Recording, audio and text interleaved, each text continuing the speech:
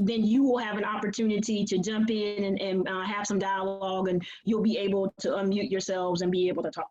So let me just share a few opening remarks just to kind of give us a little bit of framework for how we got to this particular conversation today and where we are, and then we will hear from our panelists. So following the George Floyd murder earlier this year, Wesley's United Methodist Men have led an effort to engage the community in a series of conversations and reflection on race in America. Our first conversation focused on race and justice. Panelists included those representing the criminal justice system, law enforcement, armed services, and community organizations. Then our second panel discussion focused on the perspectives of millennials regarding race and equality and additional challenges that are faced by young people. Then today, we have come to a discussion, our third discussion is focusing on the importance of voting, the influence of the Black vote, and the impact Black women in particular can and have had in shaping voting outcomes.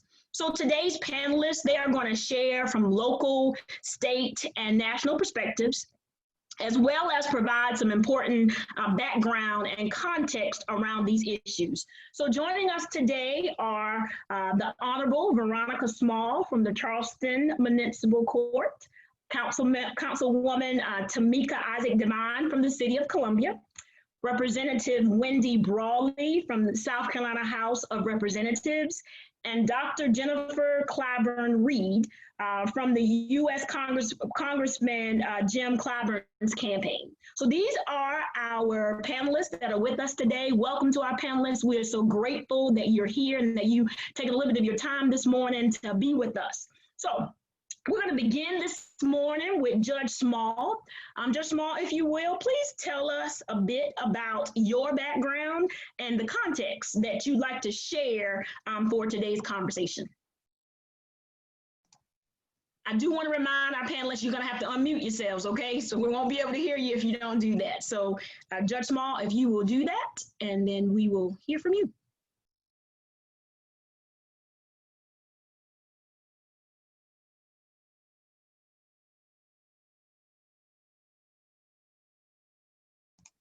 Judge Small. There you go. Thank you very much. I'm saying when you did whatever you did, I can't. How are you this morning? Can you hear me? Good. I am not from Charleston. I'm from Frogmore, South Carolina, which is now St. Helena because we've gotten sophisticated. We're from St. Helena, South Carolina. I have been blessed. At the age of 16, I ended up going to school in New Jersey, which is where I graduated, college in Ohio, which is in Oxford, Ohio, and they had a problem. They were on TV the other day. And I ended up with law school in American University in Washington, D.C. But when I was finished, I wanted to come back to South Carolina. And that's what I did. I came back to Charleston rather than Beaufort. And I've practiced law here since about 1976. I was laughing with Judge McFarland because I said to him, Judge McFarland, when I came here, how many Black female were there? And we could only come up with 3. And I think I was number 3 at the time. So things have changed tremendously since we've been here. But the one thing I can say more than anything is our participation in everything is significant. Participation in the local level is significant. Our participation in the state and the national level is significant. Our voices cannot be heard. The things in which we need for our community cannot be planned for if we don't participate in what's going on, but also if we don't do what you all are doing, which is to have your own meetings and your own agenda, and then going out and making sure that that agenda comes to fruition. And so when you look at the history of America with regard to voting, first and foremost, they didn't want anybody to vote except for white males, and that's about what they still want to do. And then they eventually allowed Black males to vote, And then finally, 100 years ago, they allowed women to vote. And of course, that wasn't even Black women, that was really just white women. But eventually we became a part of the system. One thing I see as I continue to live in America is that the best thing that has happened to America is that Black folks are here. I know that sounds strange the way we got here, but God is sovereign, as you know. He has his own way of making sure that people get to places where they need to be. We are here to save America. And this year, in particularly, in order to save the democracy in America, everybody needs to cast a vote. Everybody needs to vote. And I cannot even emphasize that enough. When you look at what is happening from the White House down, if you're not scared now, I don't know when you're going to become afraid. There is no rule of law. It is, I do as I want to do, and you do as I tell you to do. And so I think this is a time more than any time in America that every person who is eligible to vote should be registered. Every person who is eligible to vote should vote. And we have to pray that God has the right outcome with regard to this. Did I need more time? We just wanted to give you the time that you desire. No, because I think that, you know, we can deal with the whole issues, but I think that when you look at the history, there is not I don't know what else to say except that this time more than ever, we need to come out to vote. Black women, we've been the strongest. Well, I take that. I don't like to use that term necessarily. I just think women. I tell folks I go back to Adam and Eve. No offense, that sounds crazy, but I thought, you know, Eve had power plus power in order to get the brother to change his whole entire agenda. So women have the ability to influence greatly, and I don't minimize that at all. This is a part of that, and that's all I got. That's where I. Okay, thank you so much, Judge Small. All right, Councilwoman Tamika Isaac Devine, would you tell us a little bit about yourself and your perspective as an at-large member of Columbia's City Council? Sure. Good morning, and thank you guys for having me. I am Tamika Isaac Devine. I'm an at-large member of the Columbia, South Carolina City Council. I am in my 18th year of serving, my 5th term. I've served as Mayor Pro Tem 3 times, and I am the only African-American female on our council. Oh, actually, I'm the only woman on our council, but the only African-American female to have served as a member of City Council, first being elected in 2002. And I tell people this all the time, when folks tell me their vote doesn't matter. When I was first elected in 2002, I was 29 years old, Black female, raised in Columbia, but people had not seen an African-American elected at large. And so I had so many people telling me that it wasn't going to happen. You know, oh, it's nice, it's cute that this young little lady thinks that she can win, but you know, she's not going to win. And I won by less than 200 votes on my very first election.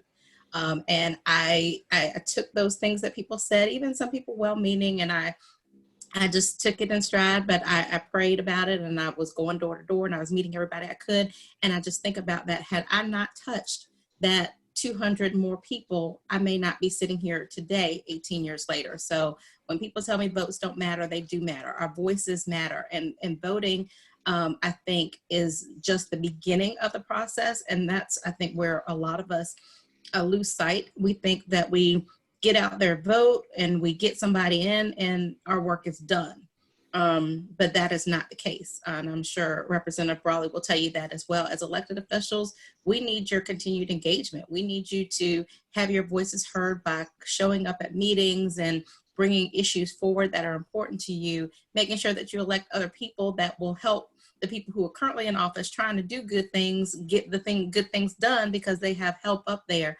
And so I have a lot of folks who will say, well, something's not happening. It's because part of it, not all of it, but part of it is because we don't continue to be an engaged part of the process. And so when we talk about this upcoming election and we see all the things that are happening, we see not just the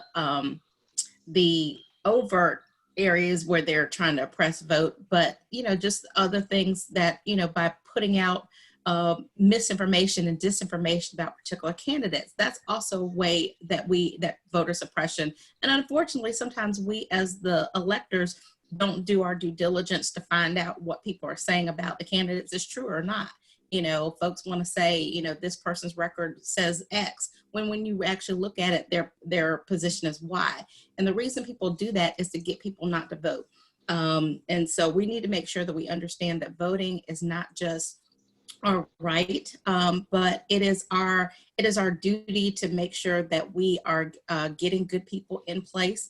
And then once they're in place, that we hold them accountable, and that we're not always voting particularly for a person, but we're voting for issues. We're voting for the people who will advance issues to make sure that not only is there not so voter suppression, but that we have good judges in place, that we have police departments that represent our community and are responsive to our community, that we have a taxing structure and budget that invests in communities that are important to us. And so I know we'll talk about a lot of other issues, but I just wanted to kind of put that out there. When we talk about voting, I think a lot of folks get wrapped around the actual election day and that vote, but that vote is one part of a bigger process. And we've got to understand that whole process and what role we play in it, and make sure that we're at every single level, we're at all the tables, and we're part of making sure that our government is working for us.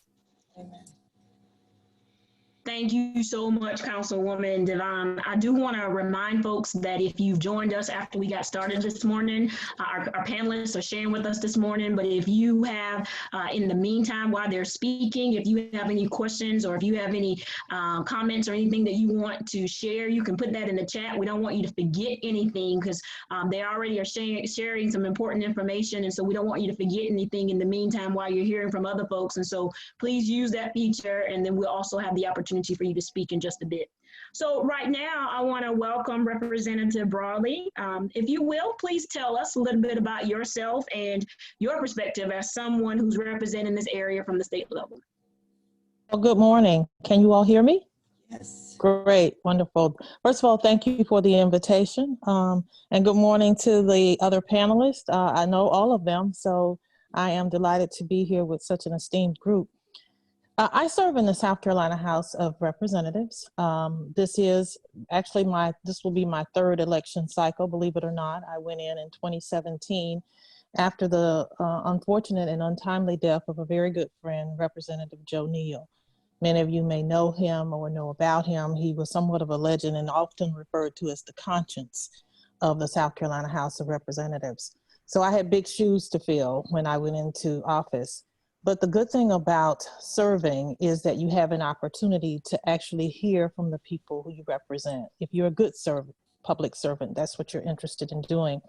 And it was a tough election. There were about 10 of us in the primary, and then I still had a general election to run through. But fortunately for me, people came out and voted.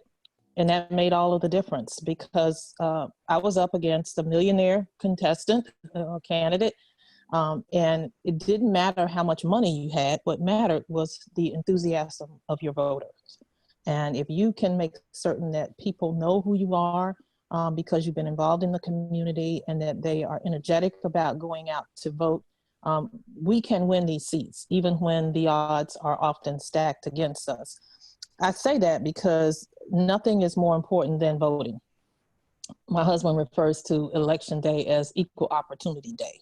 He says on that day, and I agree with him, that all of us have one vote, whether we are millionaires or whether we have one dime or no money at all. We are as powerful as the next voter because of that right that we fought so hard to gain, particularly in the Black community. And it's unfortunate that so many of us are not exercising that right because elections are being lost that we can win. I can remember, I'm old enough to remember when the South Carolina General Assembly was controlled by Democrats. It is not controlled by Democrats now.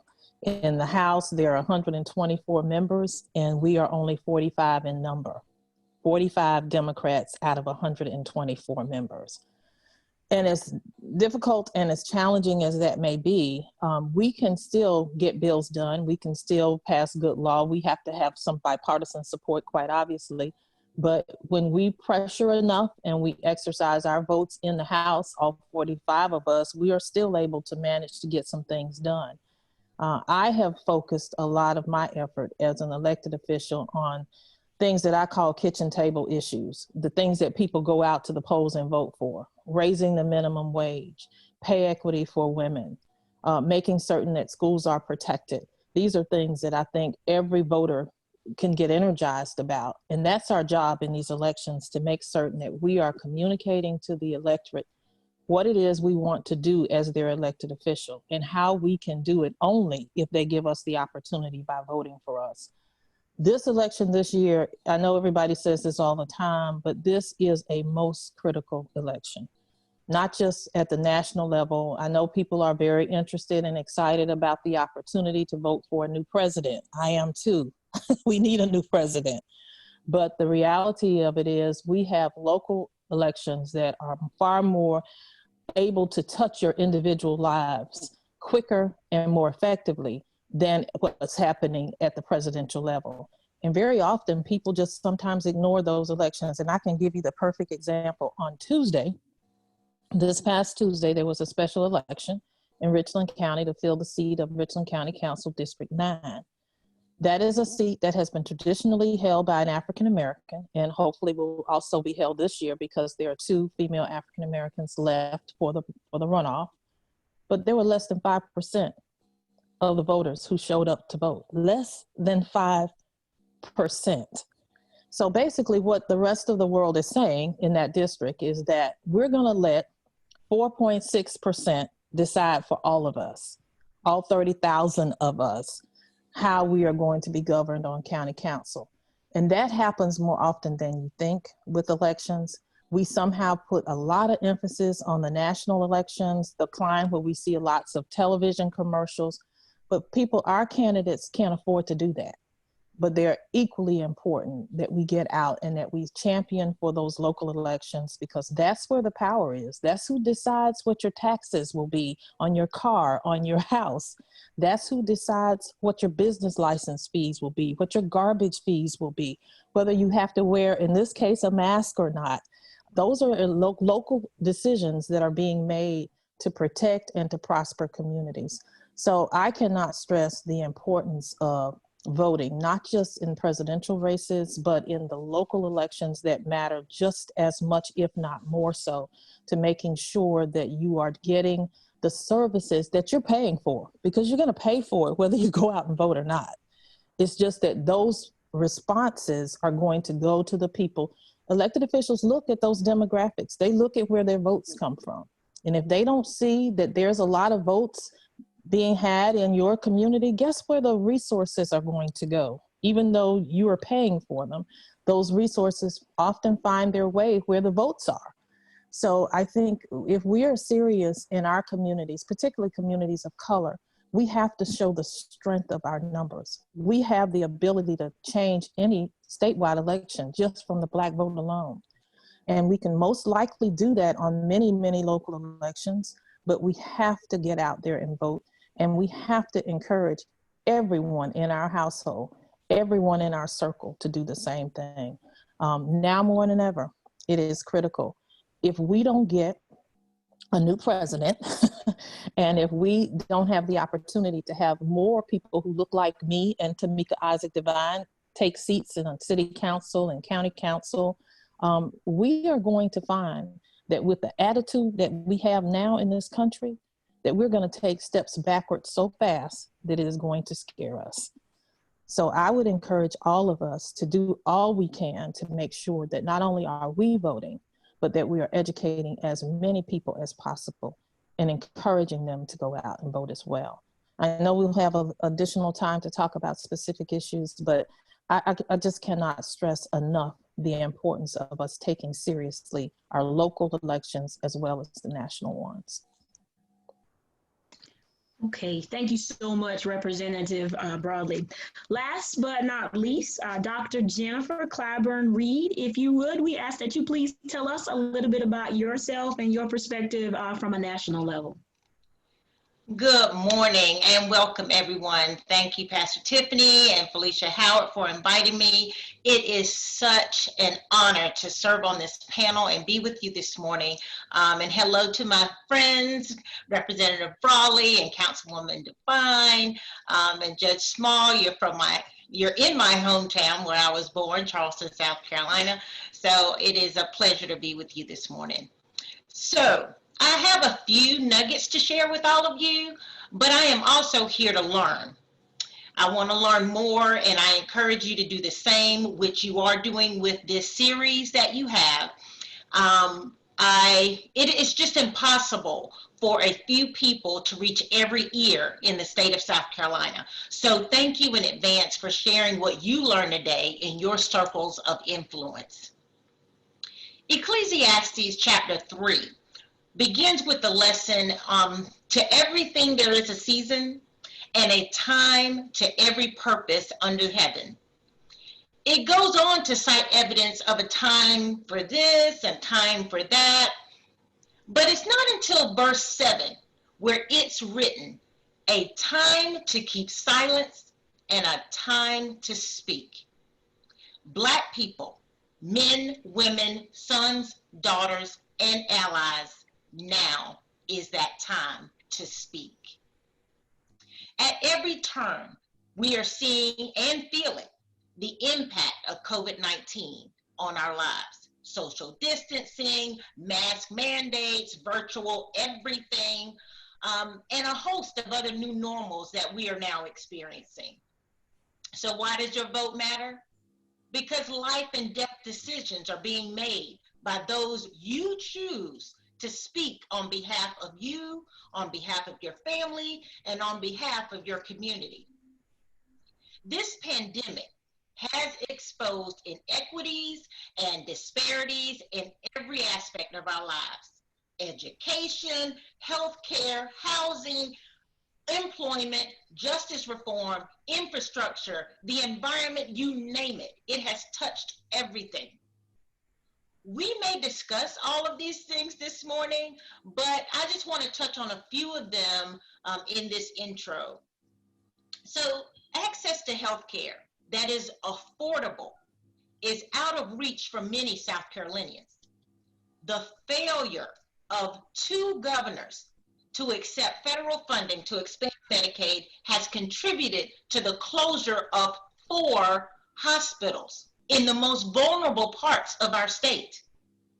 The slow, inaccurate, piecemeal pandemic approach we have seen nationally, where there is still no national plan of action, has hurt our state immensely, unnecessarily, and I dare say, intentionally.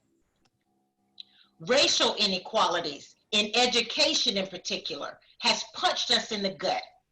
With virtual teaching and learning being our new norm, access to broadband is proving to be a utility, much like electricity and water. Proposals are now being considered and to allocate funds to expand that infrastructure and bring accessible and affordable internet into your homes.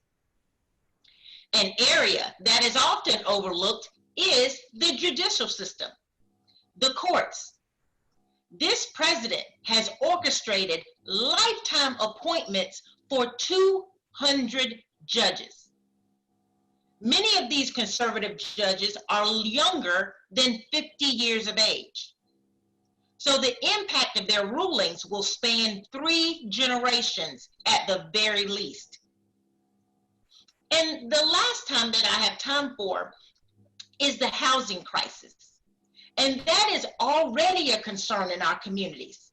But with this pandemic, halting new job creation, threatening pre-COVID job recovery level numbers, salaries and wages aren't enough to prevent the rising eviction rates that we're seeing across the country. Housing does more than provide physical shelter for our people. A healthy home provides mental stability, a safe haven, and is a means to wealth building. We must promote and make a way for our people to own their own homes. Okay, so that was one. This is really one last thing. I want to be sure to share with you while I have the floor how important filling out the census is. All of those things that we have been talking about, Representative Brawley had a list, Councilwoman Devine had a list. All of those things are directly impacted by an accurate count of who is living in the state. Every state gets an allowance from the government, every one of us. But some states get more than others because they have more people. Other states like South Carolina, we don't get as much money because we don't fill out the form. The census is taken every 10 years. So whatever the numbers are, we have to live with those numbers for 10 years. In 2010, South Carolina responded at a rate of 65%. Right now, yesterday, as of September 11th, it was close to 60% response rate. Now, why is that so critical right now? Because our president has changed the date from October 31st due date for the census to 2 weeks from now, September 30th. So the cutoff date being the 30th, whomever is counted on the 30th, that is what our numbers will be. 18 days. Now, can your family live on 60% of the income coming into your house? Mine can't. The state of South Carolina can't either. It will not provide all the services that each one of us in our communities need. So please encourage your people, and if you haven't done so already, go to census.gov and be counted. So while the impact of national elected leaders is definitely felt, the bigger blow comes from local government, as Representative Brawley said. The closer your government is to you, the more it does for you. So like you, I am here to learn. Thank you for having me. Look forward to any questions that you may have, and let's get on with it. Thanks. Thank you so much. Thank you so much, Dr. Reed.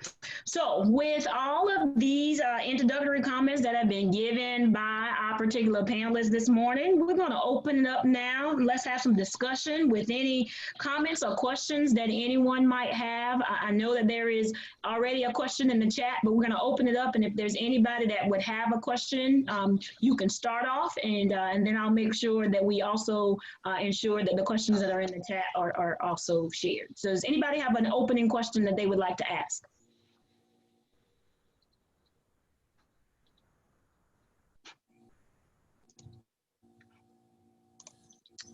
Okay.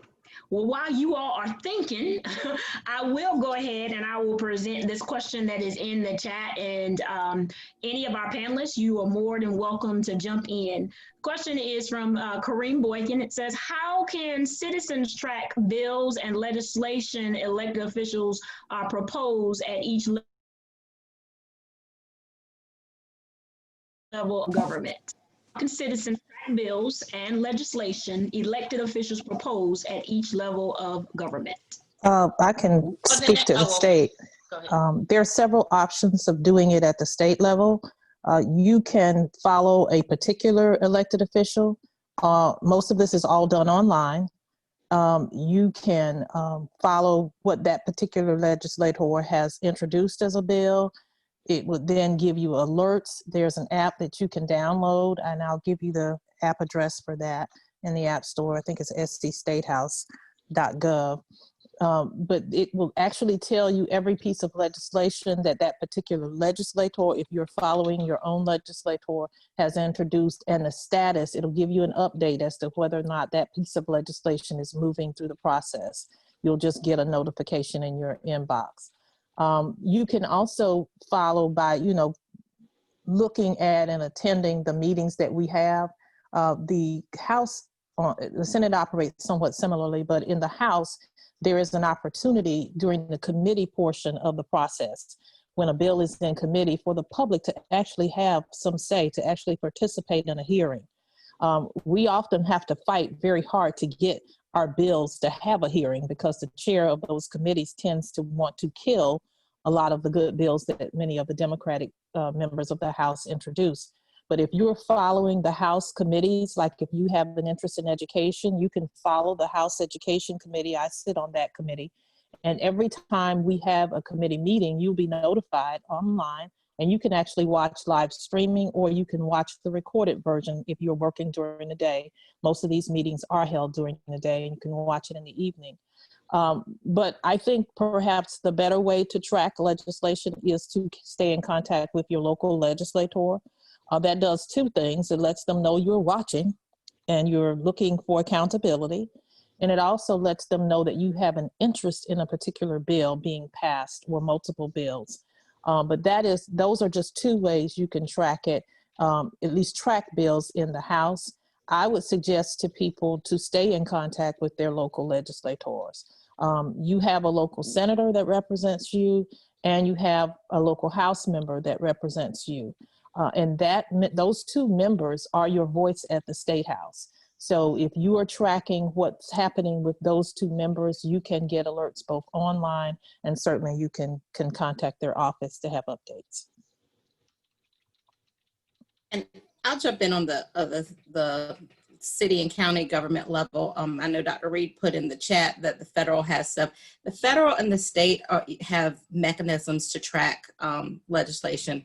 The local government does not, and it depends on really where you are. If you're in a more rural area, it's going to be even that much more difficult to find out what's happening.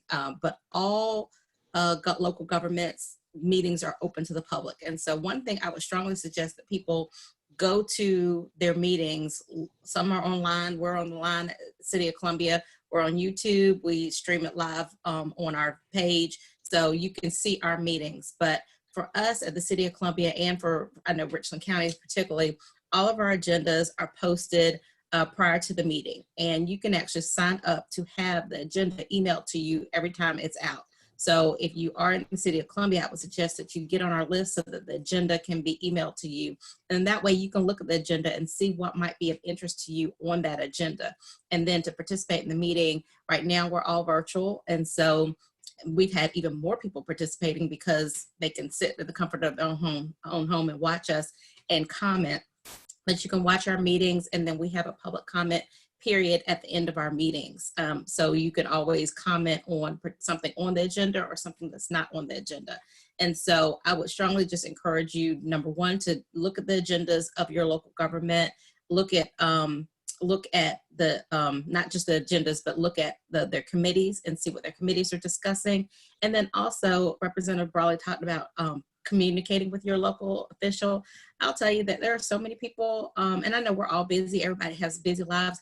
There are still so many people out there who don't even know who their representatives are. And so I'd encourage you, as step one, just find out today. Go find out who your local officials are from at every step of the thing level. If you're in Richland County, you can go to Richland County Gov, and there's a place that you can put in. I think you can also do it on SC Votes, no matter where you are in the state you are, and they'll tell you who your representatives are from your county council, your city council, your state representative, all the way up. And so I encourage you to know who those people are, and then reach them. Find out what are their particular interests. Make sure they know what your city, but I know that there are certain people I represent who they're really big on housing. And so if we've got something coming up on housing, sometimes I'll email them and say, hey, not sure you saw this, but this is coming up for discussion at the city council. So those are some ways to kind of know. But I do believe that we have got to get to the point where there is a better system, particularly in local governments, to know how to track, but we're not there yet. And because there's so many different local governments, there's small towns, there's counties, it's just, there's no universal system throughout the state. Thank you so much. I don't know if any of our other panelists would like to jump in and say any more. I just would like to If you give check that the web. chat, I've been putting some links in the chat as Good. representatives have been talking. I need to go back and get the city government ones, Tamika. But you mentioned, I'm sorry, Councilwoman Devine. But you mentioned scvotes.org, so I put that link in there, and you can check the stat, because we didn't encourage that. Please check your voting status prior to coming into this election season. So once you check your status, it'll tell you who all your representatives are, from the national level down to the state level. So you'll know who you're voting for. Let's see what else I was going to say. I think that was all. Oh, Pastor Tiffany, were you going to get the clergy one, and you want me to answer that? Go ahead. You can answer the question. For those of you that did not see the question, Julie has asked, what are some of the ways that we as clergy and also as churches in general, how can we be helpful in this process? I'm so glad you asked that question, Julie. So one thing that I do on the Clyburn for Congress campaign is eavesdrop on conversations. So what I have found is nationally, what Councilwoman Devine talked about, that misinformation that is going around, somehow churches and some clergy have been told that they can't talk about politics in the pulpit. I don't know where that came from, because as Judge Small talked about historically, the church has been the catalyst of politics in this country. So I think that misinformation came about due to a way to suppress the Black vote, but that's just my opinion. But here are some ways that you can help. One, we have Adopt a Precinct program going on. So where Wesley is, I'm not sure what those precincts are in your immediate area, but if you would like, you can get a list of not only all the precincts, but all the voters in that precinct. And you be in charge of getting that piece of the pie, those voters, to the polls, and ensure that all of them have arrived, they have their registration is current, they have all the IDs that they need, and see to it that they plan to go and they can go. That's one thing you can do. The next thing you can do is encourage people to participate in the process if you're in the pulpit. When you go to the community hall next door, you can promote whatever it is that you want to promote, because you're not in your pastoral entity once you go to the fellowship hall. You can talk about whatever it is that you want to talk about in the fellowship hall. It's just that while you're standing in the pulpit, you cannot say vote for so-and-so or vote for so-and-so. That is against the law. But anything else is fair game. Yeah, you asked the question, where did it come from? Johnson kind of, in terms of making, because churches were tax exempt, is the reason why you were allowed to be non-political in the church setting, in any nonprofit organization for that matter. But I think our current president has kind of, through his pen, has wiped all of that out so that everybody can do whatever they want to do for all the purposes. For the time being is all I can say. Let me just say this. I want to say that Jen Reed, I really was, I guess I appreciated everything in which you said, and I appreciated all of the information in which you presented. And I wish I could say I kept up with everything, but I would be lying. You're correct. They are filling the judicial system with everything. And if they can get, if Sister Girl does not survive, they're going to get another Supreme Court appointment, which is, God forbid that should happen, but it might happen. But what my question as I was listening to you was, is there some way to share on a state level, either through a letter, whatever. I'm not an internet person per se, but some way that general information that's going to impact everybody, everything that you have said does. Is there some way for us, especially as Black women, to make that information available to everyone so that they can be encouraged and recognize how important it is that they have an impact on what happens in our state? Are you following my question? I can't hear you.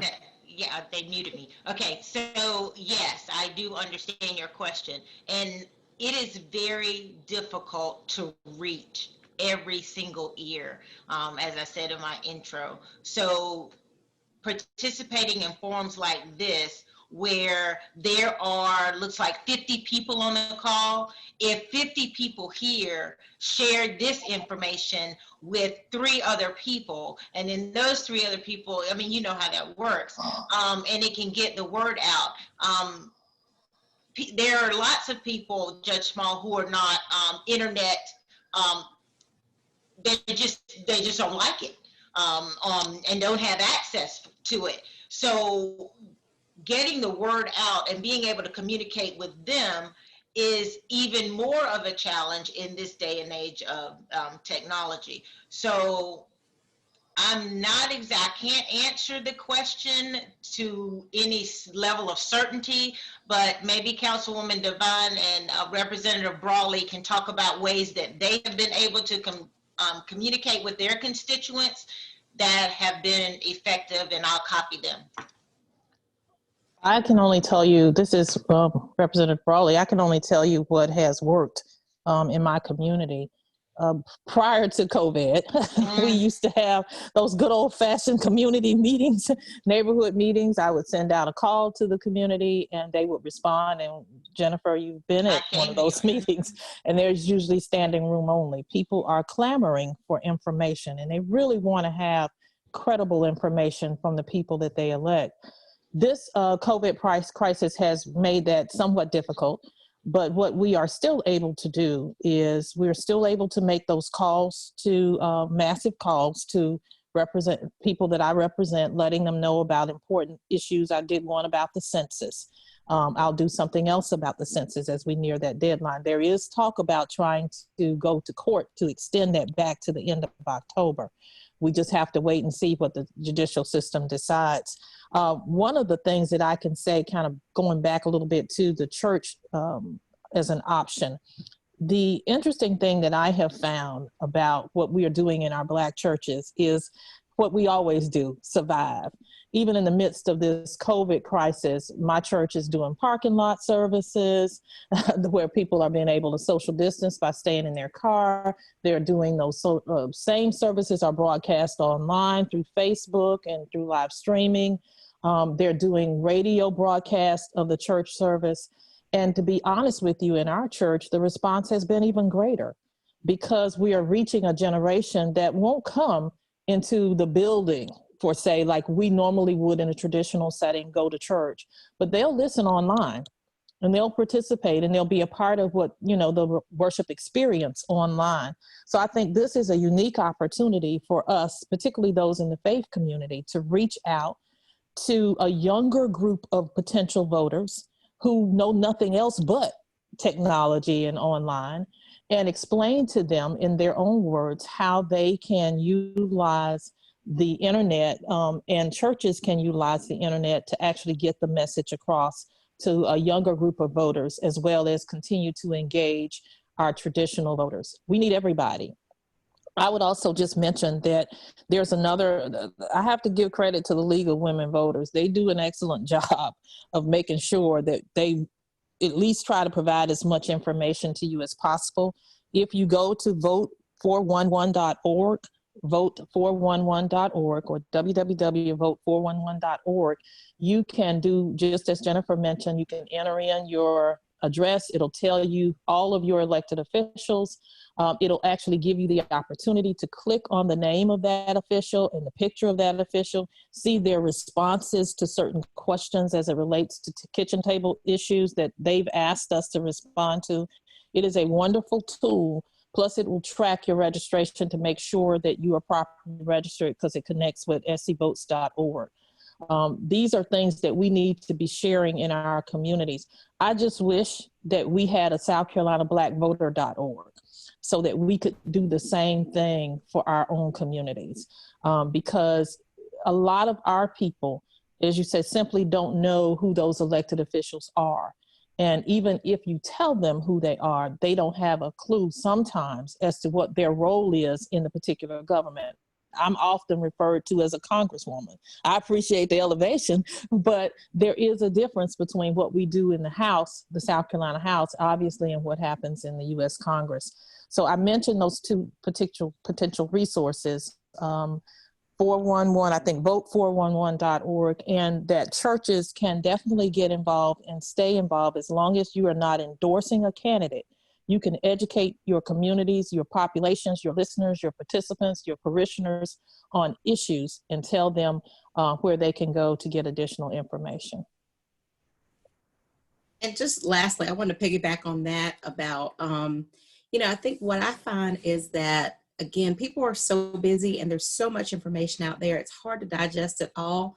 And for us as elected officials, I have lots of folks who follow me on social media, who have my number. They'll call me when they have a question, whether it's a city issue or not, because they know I can point them in the right direction. But for every person who will pick up the phone and call me, there are 50 who would never do it. But they may be in your congregations, they may be living in your community, they may be a cousin of yours, a family member. And so it's really important. I can't overestimate or overstate the importance of that personal touch to people in your circles, and educating them and communicating with them about the issues. And then the other thing about the church is we tend to, or not just the church, our communities, we tend to, of course, do all this around election time, which it is very vitally important that we get people educated, get people registered, get people to vote. But like I mentioned, voting is just the beginning of the process. It's nowhere near the end. And so we've got to continue to have conversations throughout the year, in between cycles, to educate people about issues and how to stay engaged, because we do have a lot of things that are happening on the federal, state, and local levels that are taking our communities back. And I find that there are so many people, and just perfect example, just this summer, having people reach out and have, all these things after George Floyd. People are asking for a lot of things. And I'll get an email demanding that the city do 5 things. 1 thing is within my control. The other 4 are either on your state rep or your federal folks, but people are demanding it at City Hall.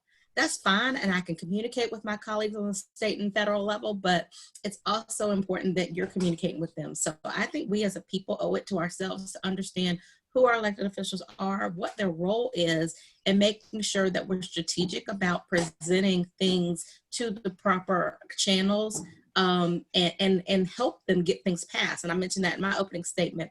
Wendy has introduced, Wendy, you could say, I don't know how many bills you done introduced that would really make the lives of the people here in South Carolina better.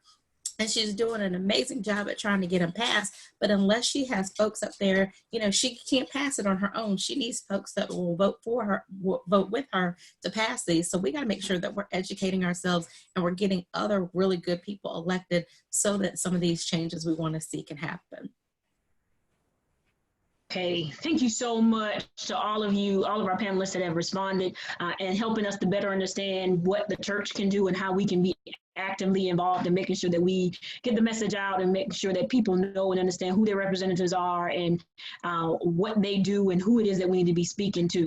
So I want to change directions just a bit. There have been several other questions that have been put into the chat. And so there's one here from Cassius Rue that whomever might be able to answer this, please jump in. But he's asking, he says that various local, state, and national entities have gained steam for the broadband and big infrastructure pushes into rural areas.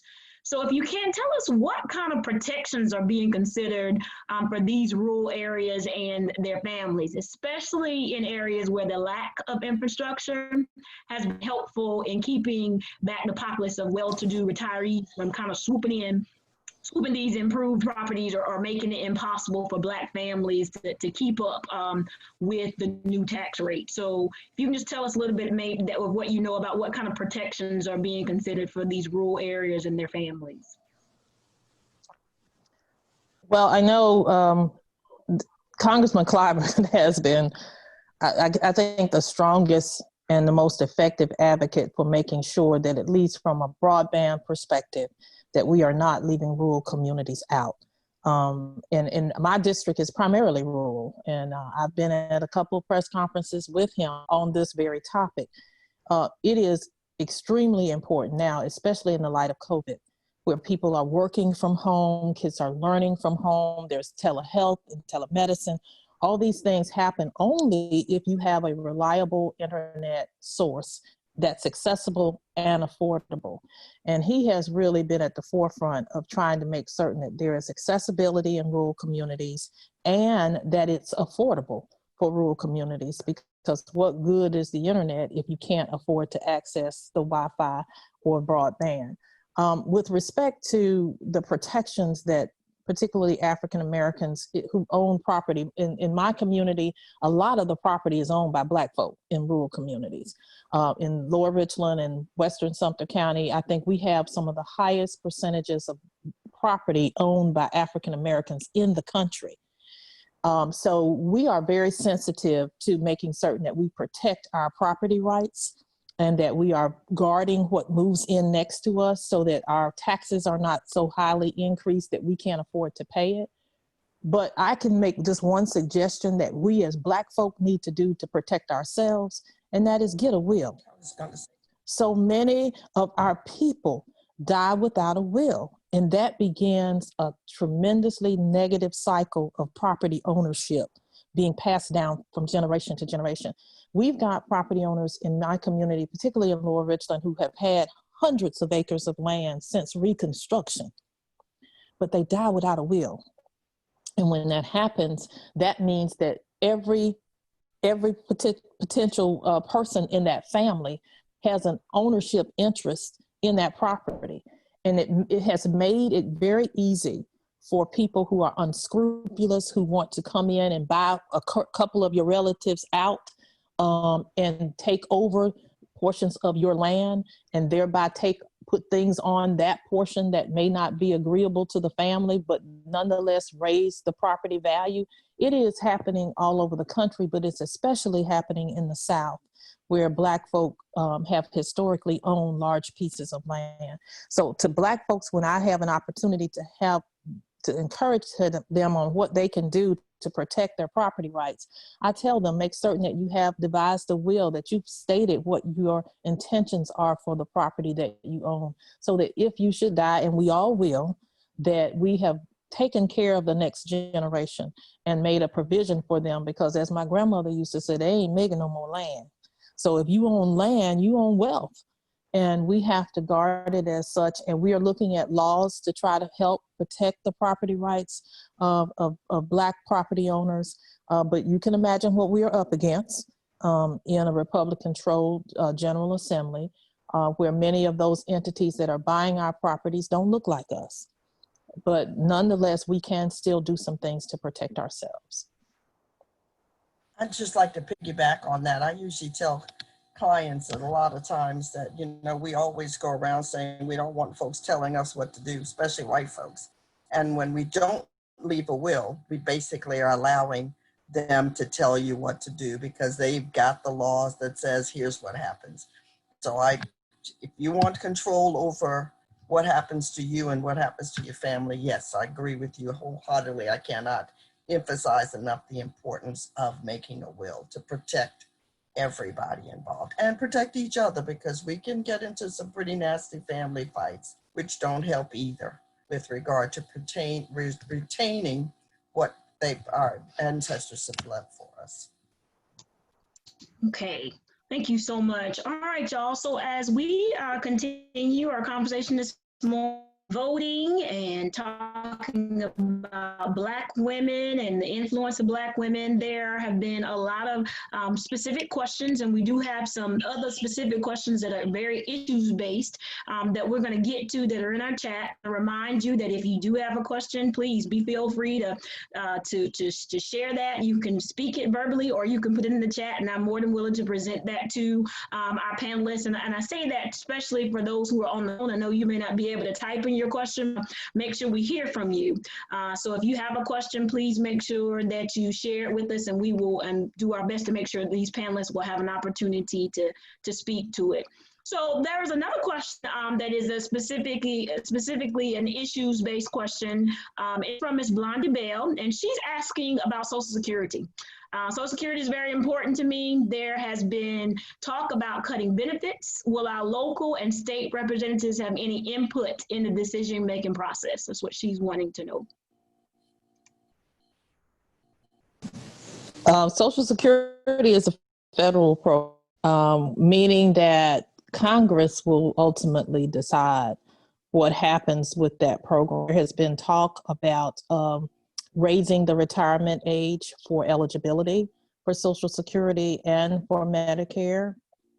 There has been talk about raising the income floor so that once you reach, if you're making $100,000, I think it was $125,000, then your Social Security benefit would be reduced if you had a retirement or any source of income for that amount.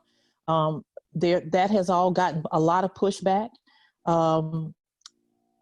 It is truly a federal program. The only thing that I can think of, and y'all correct me if I'm wrong, that would allow some local input into that program would be how the district lines are drawn as a result of the census, because the General Assembly does do the geographic district proportioning of how the state will look at the congressional level, meaning that we draw the maps for the congressional seats after the census. But that is a very indirect way of trying to control who goes to Congress. But the decision itself as to what happens to that federal program, it really is a congressional decision. So I would suggest to anyone 65 or older, or even 50 plus, to reach out to their local U.S. congressperson or their local senator, U.S. senator, we have two, to make certain that you have gone on record expressing to them the changes or lack of changes that you want to see in the Social Security program.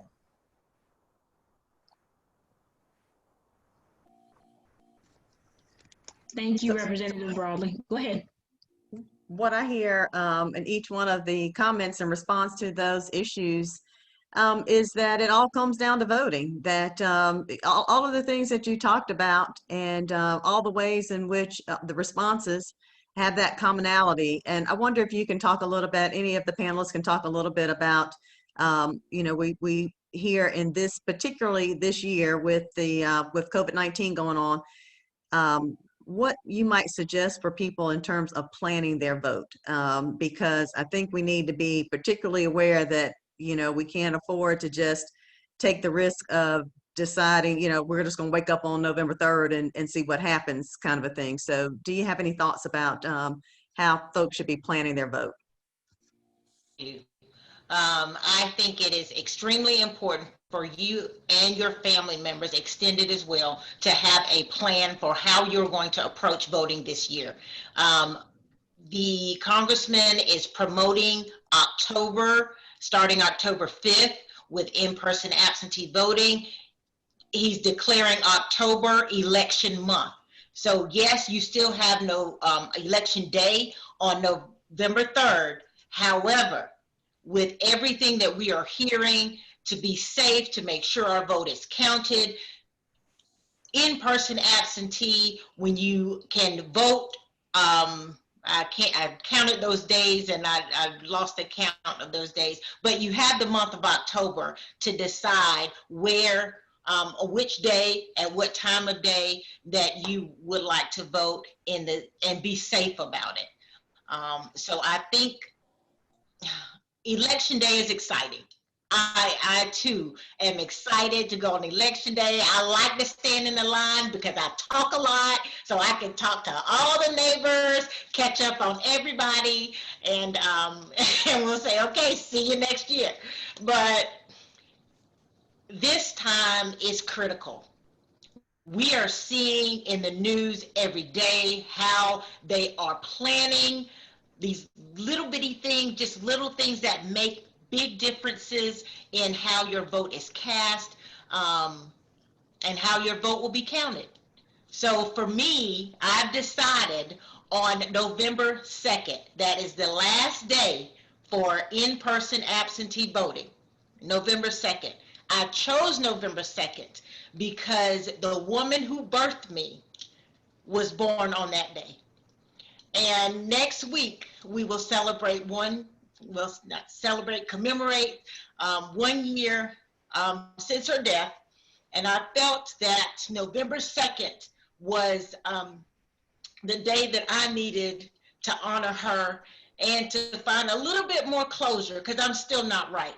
So to find a little more closure and vote, which is something she would never allow me not to do. I'm at the university. It's voting day, Jennifer. Ma, I have class. When is your break? Okay, I'll be home in a minute. So it was just that important to her. 18 is when if you have any 17-year-olds who will be 18 by November, they can register to vote and allow them to vote so that they can have their first experience in a presidential election. But my 18th birthday, I was wanting to go party because, everything was legal back then. But she's like, where do you think you're going? Where's your voter's registration card?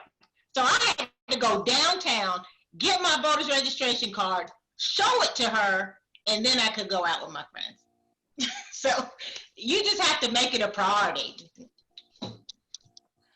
If I could add, so the plan, your plan starts today if it hasn't already started. I mean, you need to have a plan as of today.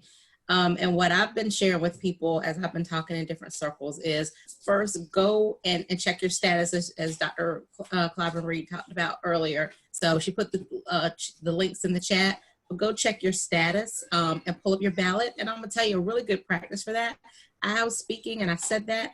I had a lady call me about 2 weeks ago, and this was before the certification process. She called me livid because her ballot did not show Joe Biden and Kamala Harris.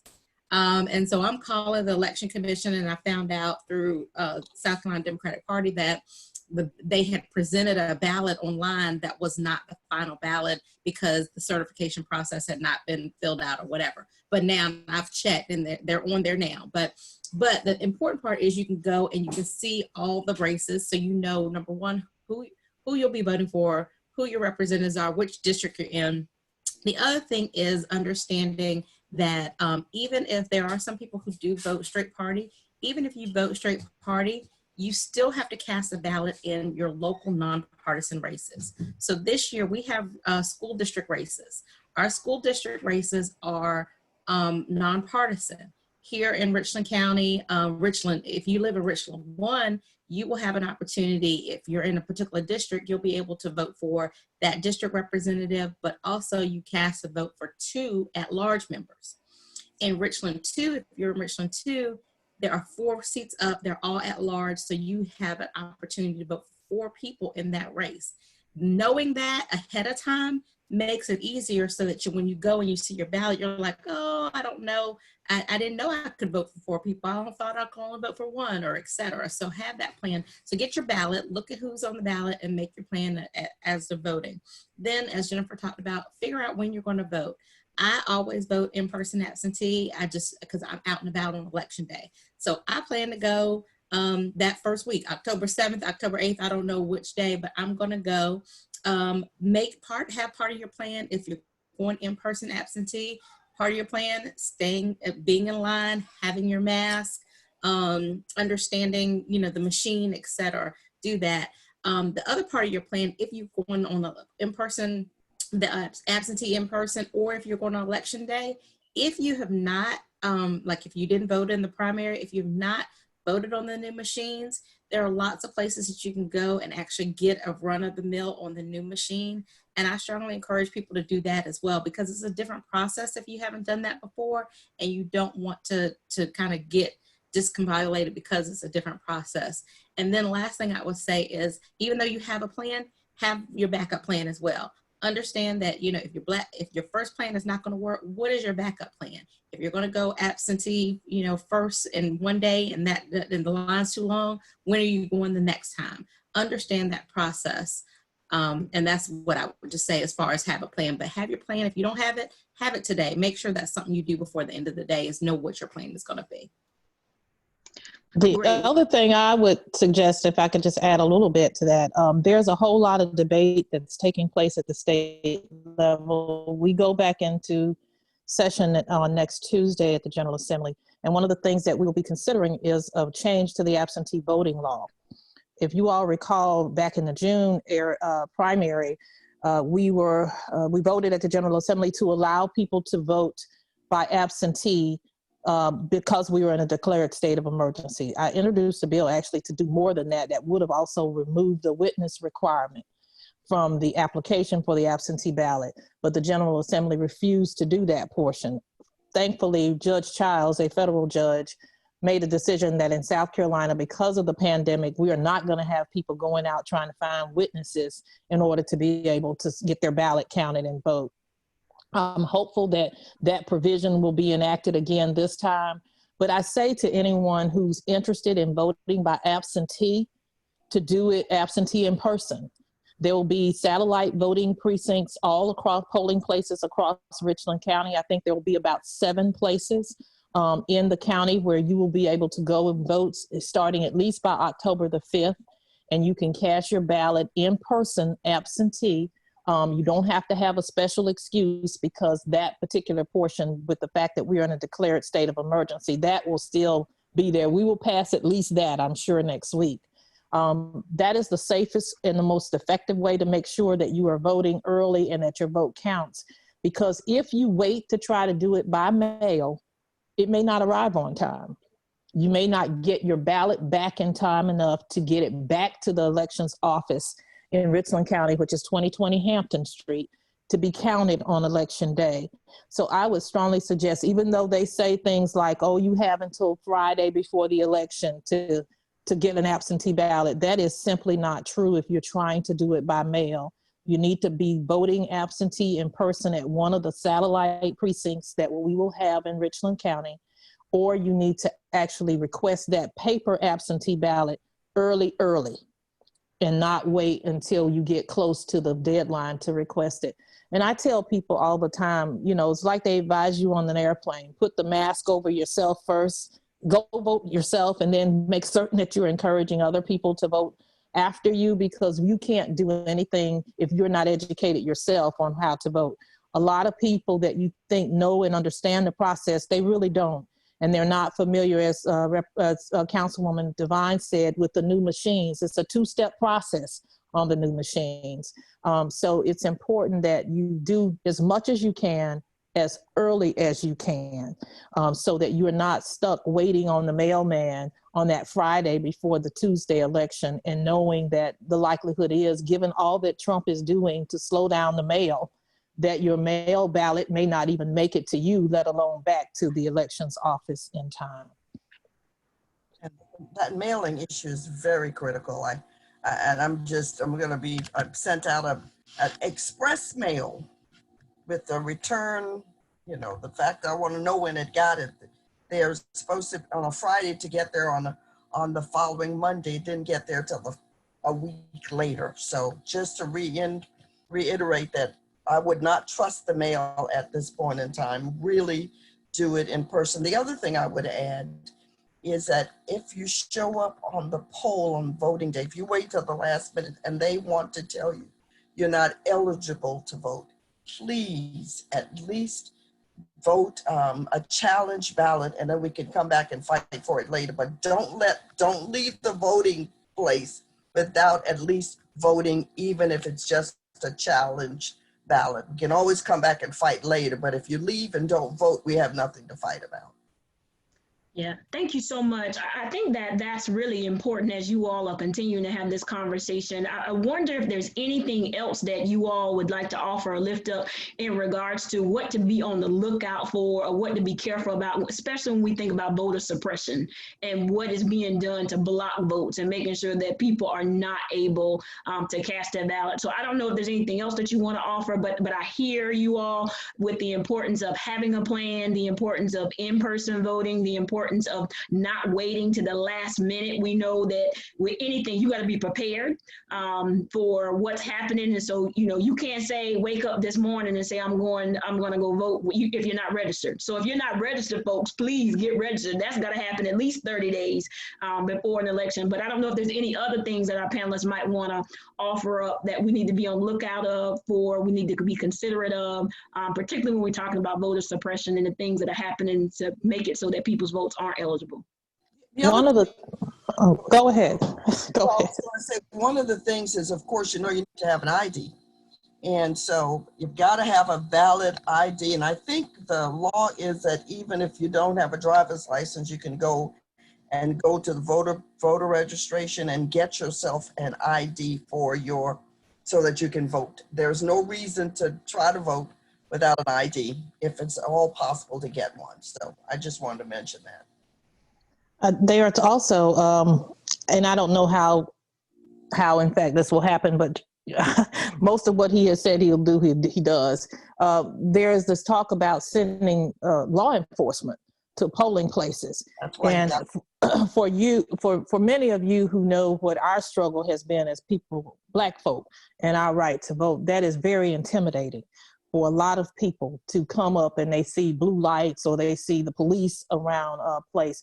I don't think that the local police would even think of doing this, but we do have a U.S. attorney who is a Trump appointee, and I don't know what their plan is at the federal level. We have to just be educated and know that if you are feeling intimidated, that the NAACP has set up hotlines for people to contact so that they can report any concerns that they have regarding the voting process. And know that for the elderly who are going in to vote, I know when I was younger, I would always accompany my grandmother. And you can still do that. You can, a person can still accompany you that you have designated to be with you while you are casting your ballot. And many of our elderly people may prefer that because they trust that person in their family to do that for them, maybe even more so than they would a polling person whose job it may be to help through that process. You still have that option of having that person with you as you vote if you choose to do so.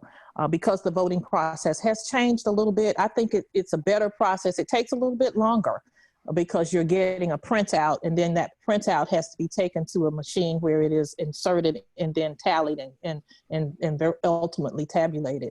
But I just would recommend to people that they are going to try all kinds of tricks because this election is just that critical. And we just have to be aware of what our options are, what our rights are, and where we go if we feel like our rights are being violated. I don't think we'll have to worry about local police officers or local sheriffs, but who knows, in some counties across the state, we might have to worry about that. So please be aware that the NAACP has and will be providing voter protection throughout the state along with several other organizations. Again, I want to I really want to say, even if you feel intimidated, vote. If you're at that poll, vote. And then we'll deal with whatever needs to be dealt with after the fact. But don't let anybody stop you from actually casting that vote. That's how important it is. Thank you so much. I know that one other question that was placed in our chat, that you actually kind of alluded to it just a bit, Representative Riley. There was someone who asked, and I've read it, I think it was Ms. Clemens, she had asked about transportation for seniors and those in need during this time. And you mentioned just now that it probably is a really important thing for us to consider what it means to take our seniors that we're in relationship with to the poll, that they were going to feel a lot more comfortable with somebody that they know helping them to get there and navigate that process. But if there are other ways, or there are other things that we can, that are either other organizations that you all know of, that can be helpful to people, please, we want to make sure that we give as much information today as possible as we thinking about transportation for seniors, certainly with them voting, but this question seems to be a general question, may not be limited to voting. But if that is something that somebody has to offer, definitely want to put that out there and give you an opportunity to speak to that.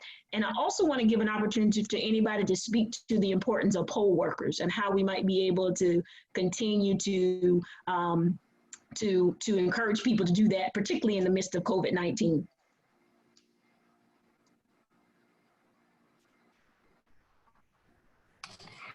So I'm happy to chime in a little bit. So everyone knows in June, part of the problem was there were a lot of polls that were consolidated due to the lack of poll workers. I know the Election Commission has heard us loud and clear. Representative Brawley and I attended a meeting, I think the week after, with the chairman of the election board, and I've spoken to the new executive director a couple times. It sounds like she has a plan. They have been aggressively recruiting poll workers and are currently training all of those. So as of right now, there will not be any consolidation of polls on election day. And as Representative Brawley and Dr. Reed have said, there also will be satellite offices starting in October for you to do in-person absentee, which is great because, like I mentioned, if you're going to go vote in-person absentee early, you don't have to go and just stand in line at 2020 Hampton Street. There'll be other places like Park Lane Adult Community Center, and there's a list. I think there's about seven or eight. I put in the chat for you. Perfect. So there's like 7 or 8 places that you could go. So they have recruited. My understanding is they are still taking applications. If you do an application, they'll probably tell you you're on the waiting list, but you'll still get trained.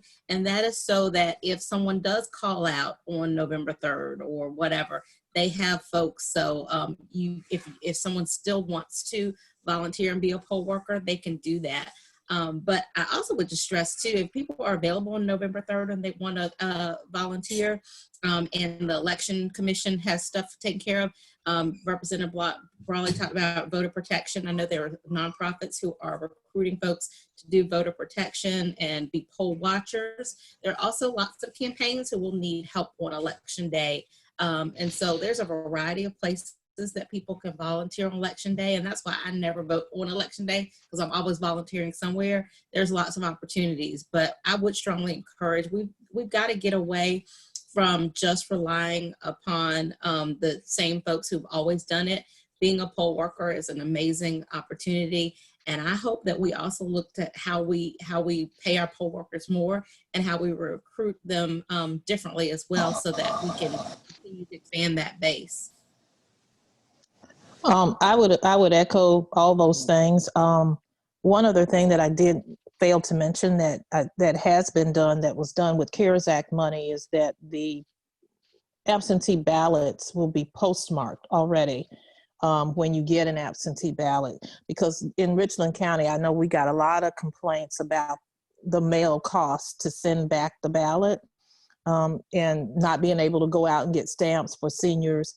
So that has been taken care of through the State Elections Commission, so that when you get an absentee ballot, it should already be postmarked to return with paid postage already.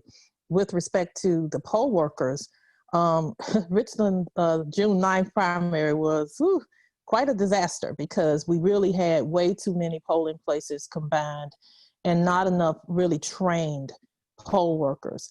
So I would say, when what we are being told, that should not be a problem, that we should all be able to vote in our regular, normal polling places, with the exception of those polling places where maybe a church or an organization might not feel comfortable opening their facility to anyone as yet.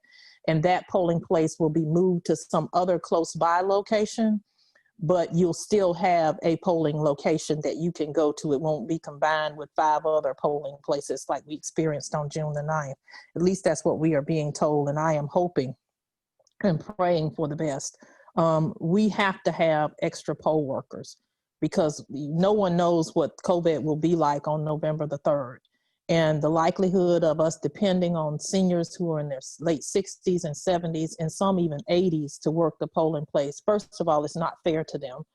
And secondly, we have a lot of younger people who have volunteered to come up and become poll workers. I know that for a fact because we did a Zoom call with about 100 of them just immediately following the June 9th primary. So what I'm hoping to see, and I will be disseminating it as soon as I get it, is a final list of all of the polling places in Richland County, the locations of those, the street addresses of those polling places in the event that a polling place had to change a location because that church or that nonprofit is not open to the public and feels uncomfortable about opening their facility even now. That information, having that in advance is critically important. I would like to see Richland County send a letter to each of those registered voters in those precincts that are being impacted. That's what's happening in Sumter County. That's another part of my district. And I think that's wise so that people aren't driving to the wrong place and there's no one there to tell them where to go. So we'll be watching that. I'll be looking at that, especially for Richland County, to make certain that if there are changes in the physical locations of your where you're going to vote, that you are given at least some notification publicly, if not individually, so that you know that this polling place has changed. I can't stress enough the importance of finding out all of that information in advance. And again, taking advantage of knowing who your elected officials are, who you are eligible to vote for by going to vote411.org. I just wanted to make sure that everybody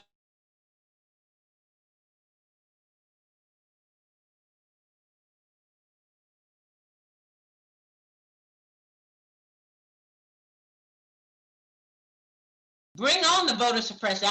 I'm good because we're gonna fight that. So I'm excited. Thank you all for having us today. Thank you so fun. much, Dr. Reed. All right, y'all, we have about 4 minutes until 11:30 hour, and we do want to honor everybody's time. So if there is anybody that has a burning question about voting and particularly the influence of Black women, I'll let you ask that one question very quickly, and maybe we have one. Pastor Tiffany, I think there was a Miss Johnson kept putting her hand up. I don't know if she's still here because I don't see her. But I'm so sorry. Miss Johnson, I don't see you. I see you, Miss Tiffany, Reverend Tiffany. Cecily, I see you now. Yeah. I did see you one time, but now I don't see. Oh, I see you again. Go ahead. Okay. I just had meant to, it was an experience that we had in the June meeting because they changed polling places. But when we went to the new polling place and my daughter Sonia went to vote, and they said that she couldn't vote because in that computer, they had her at a different address. She had been voting at the Keaton precinct forever. And then when we went to the Bradley, then they said she couldn't vote. And they showed in the computer that they had the wrong address at her old address. And they did not let her vote. So since then, she has gone down to the registration, voters registration, and got it straight. But her address at that particular, the voting registration was correct. So I don't know what happened between changing the computer from Keenan to Bradley had, but if you have your voters registration card, be sure to check it and take it with you in case something is wrong in the computer. I think that's also the reason why you need to do it in that kind of situation. Let her do a ballot, and then they can straighten it out down the road. Thank you. I didn't know we Ask could for do a the challenge. provisional ballot. If you know that something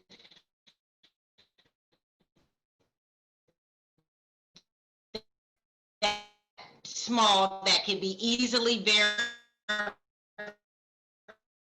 and You could have corrected my right word. thing. they can work it out later. And when they'll look it up, just like they looked it up and saw where that was her previous address, she still is a valid person. She is a citizen who can cast one vote. So it's easily fixed. Just ask for a provisional ballot, but do whatever you can not to leave without voting at all. Thank you. Okay, so we want to say thank you so much. Thank you, Cecily. I'm glad that we were able to get you in, because it's just a continued reminder, as our panelists have said, that we do not need to be intimidated, that you need to make sure you go and you exercise the right that has been given unto you. So I want to say, just as we close this morning, thank you so much for our panelists that were with us this morning. We can kind of clap in this way. Letting us come. They may not be able to hear all that clapping, but we thank you so much, ladies, for being with us this morning, sharing some of your time with us and so much knowledge and information. Thank you to all of you who have participated in this virtual conversation. It continues to be a lot of information in the chat, and so we do encourage you to go and to make sure that you pull some of that information now. We will do our best also to make sure that we maybe to cut and paste some of that information and create a document so that it can be available with some of those websites and some of those links, because we do want you to know who your representatives are. We want you to make sure, as we have said today, that you have a plan. And it is incumbent upon all of us. I often say to our congregation, God will do much, but God is not going to do everything. We've got a role to play. So really make sure that you take the initiative to prepare yourself to get a plan. In addition to that, as Councilwoman Tamika Isaac Devine said, she's also reminded us it's not just about the vote. We've got to participate in the census, that we've got to participate in this process throughout the entire year, so that we can make changes that are not going to only affect us, but going to affect other persons. So thank you so much for being a part of this call today. We encourage you to vote. We encourage you to encourage other people to exercise their right to vote. So thank you again so much for being with us, and we look forward to you all joining us for the next of these virtual conversations that we will have. Thank you, and have just a wonderful Saturday. Thank you.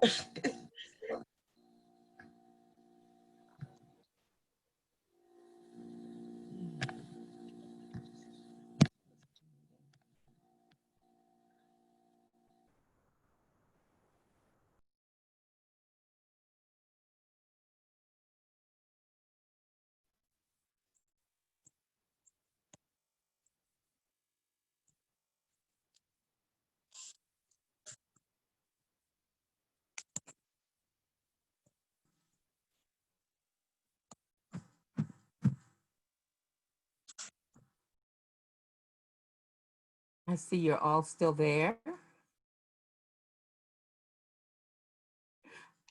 Trying to check out everybody who was on Oh, okay.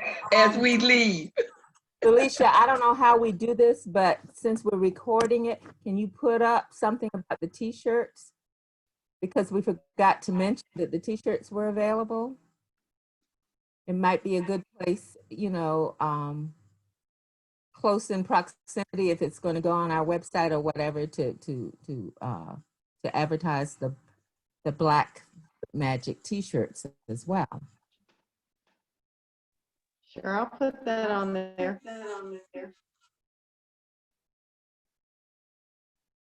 I think it went really well. It did.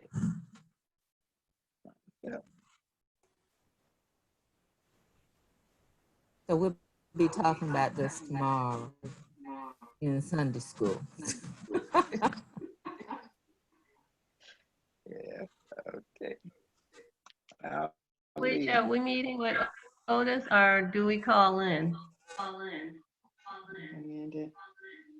We're calling back at 12 o'clock. Okay. All We're right. not just going and do it while we're here.